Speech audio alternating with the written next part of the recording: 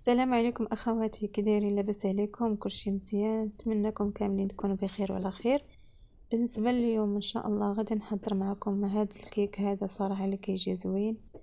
الا جربتوه غادي يعجبكم ويعجب وليداتكم. وهذا الكيك هذا يمكن لكم ديروه في اي مناسبه، يعني ديروه في العيد ان شاء الله، في الفطور، ولا ديروه في الكوتي، ولا المهم اي مناسبه كيجي زوين.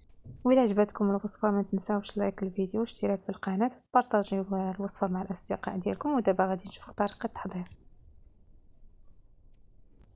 بالنسبة للوصفة ديالنا كنحتاجو 3 ديال البيضات يكونوا كبار، الا كانوا صغار نديرو 4. كاس ديال السكر سنيده، وساشي ديال السكر الفاني، شويه ديال الملحه كنزيدوها حتى هي باش كتعدل لينا الذوق. صافي غادي نخلط دابا البيض مع السكر سنيده حتى كيتخلط ليا الخليط مزيان، حتى كنحصل على خليط يكون كريمي. هنايا درت كاس ديال الزيت، كاس كنعبر بهذا الكاس هذا كيوزن ليا كاس ديال العنبه. صافي الزيت غادي نبقى ندير غير شويه بشويه وكنخلط حتى كنحصل على هذا القوام هذا. كيجي كيعطيني قوام يكون كريمي على هذا الشكل هكا. في الاخير غادي نزيد كاس ديال الحليب. صافي وغادي نبدا نخلط مزيان حتى كنحصل على هذا الخليط هذا كيف ما كتشوفوا. ومن بعد غادي نبدا نزيد الدقيق تدريجيا، يعني الدقيق انا ما كنعبروش، حيت الدقيق على حسب الدقيق، كاين اللي كيشرب وكاين اللي ما كيشربش، وعلى حسب البيض الحجم ديالو حتى هو، الا درتو البيض صغير ولا البيض كبير، المهم على حساب. 2 ساشيات ديال الخميره من وزن 8 غرام. بالنسبه للدقيق انا كندير هكا عيني ميزاني. كنخلط حتى كنحصل على القوام اللي بغيت. صافي كنحبس الكاكاو. هنايا درت 2 معالق ديال بودر ديال الكاكاو، وضروري ما كتغربلوه على هذا الشكل هكا باش كتحيدوا منه دوك الحبيبات، يعني ضروري ما كدوزو في الصفايه على هذا الشكل هكا. صافي وغادي نستمر، غادي نخلط الخليط حتى كنحصل على خليط اللي يكون خفيف، ما يكونش ثقيل بزاف وما يكونش تاني خفيف بزاف، حيت الا كانت الكيكه اللي كان خليط خفيف بزاف راه كتهبط، يعني حتى كطيب وكتخرجوها من الفران وغير كتبرد صافي كتهبط. هذا هو السبب اللي كيخلي الكيك ديالكم باش ما ينجحش معاكم. الا جا عاوتاني العجين ديال الكيك ثقيل بزاف هكا كيعطيكم تاني الكيكه كتجي مدقسه، ما كتجيش مهويه من الداخل. المهم نتوما كيف ما كتشوفوا كنحصل على هذا الخليط هكا، وكنزيد في الاخير معلقه ديال الخل. بالنسبه للخل كيخلي لينا الكيك يجي مهوي من الداخل ويجي هشيش. من الاحسن انكم تضيفوا معلقه كبيره في الاخير. صافي هكا وكتستمروا حتى كتحصلوا على هذا القوام هذا.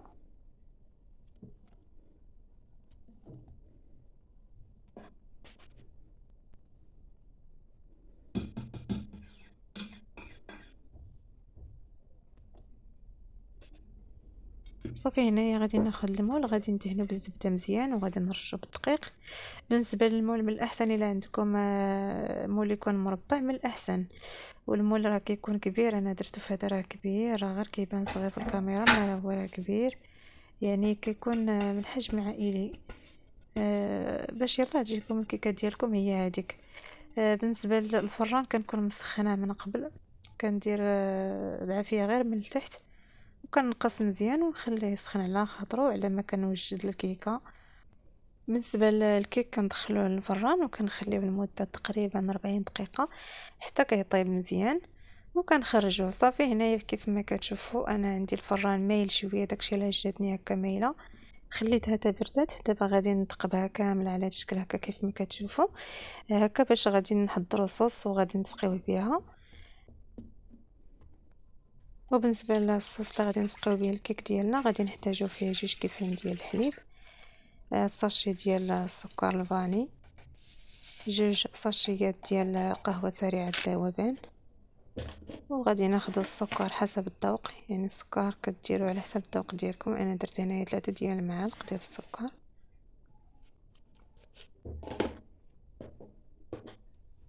هنايا كندير معلقه ديال النشا، معلقه كبيره، وما تكونش عامره بزاف، يعني تكون ممسوحه باش هكا ما يجيكمش الصوص ديالكم عاقد بزاف.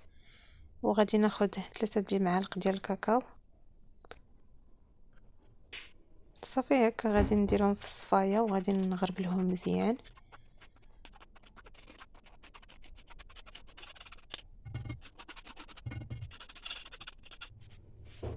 هنا غادي نحرك الخليط مزيان، وغادي نديرو على نار تكون مهيله، وغادي نبقى نستمر في التحريك حتى كيعقد ليا الخليط. صافي وكنطفي عليه النار.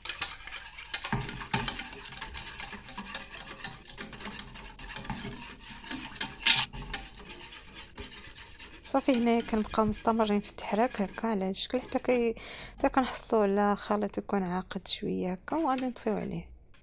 ها انتما كيف ما كتشوفوا، يعني غير كيبدا كيدير دوك الفقاعات صافي كنطفيو عليه النار.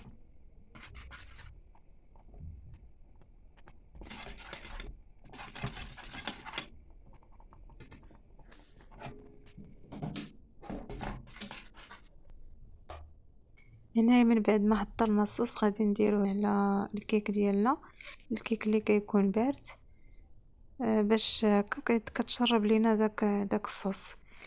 الا كانت الكيكه سخونه كنديروا الصوص يكون بارد، المهم واحد فيهم يكون بارد وواحد يكون سخون، هكا باش يقدر الكيك يمتص لينا داك الصوص.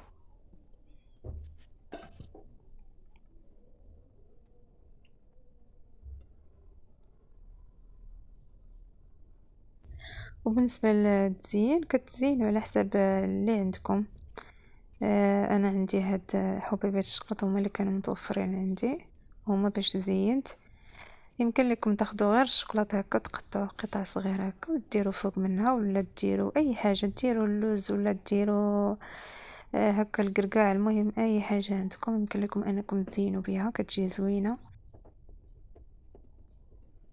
كيكون هذا هو الشكل ديال الكيك ديالنا من بعد ما كنخليوه حتى كيبرد، وكنقطعوا على هذا الشكل هكا وكنقدموه بالصحه والراحه. نتمنى الوصفه ديال اليوم تعجبكم ان شاء الله وتجربوها. ما تنسونيش اخواتي من الدعم ديالكم، لايك للفيديو واشتراك في القناه وبارطاج مع الاصدقاء ديالكم. شكرا على المشاهده، ونتلاقاو في فيديو جاي ان شاء الله.